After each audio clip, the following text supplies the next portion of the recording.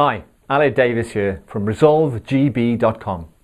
In this video, I'm going to help you figure out whether the difficult conversation you're thinking of having is important enough to have, or whether it's going to be better to let sleeping dogs lie.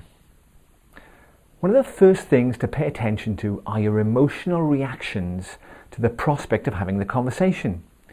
How are you feeling right now as you think about or imagine confronting the other person?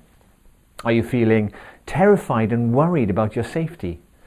That alone might not be a reason to avoid the conversation, but at least it gives you important data about the importance of making the right decision.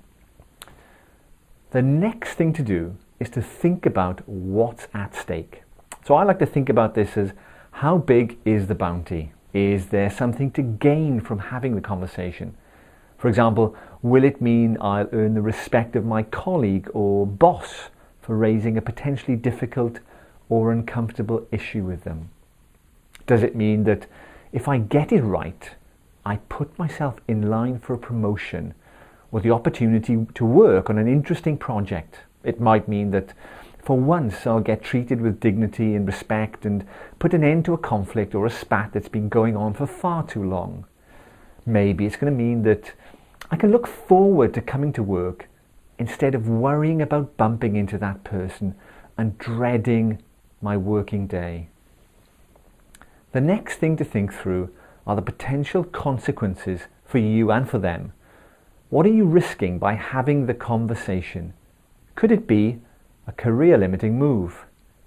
Am I risking something for a short-term gain, but in the long term I'll lose out?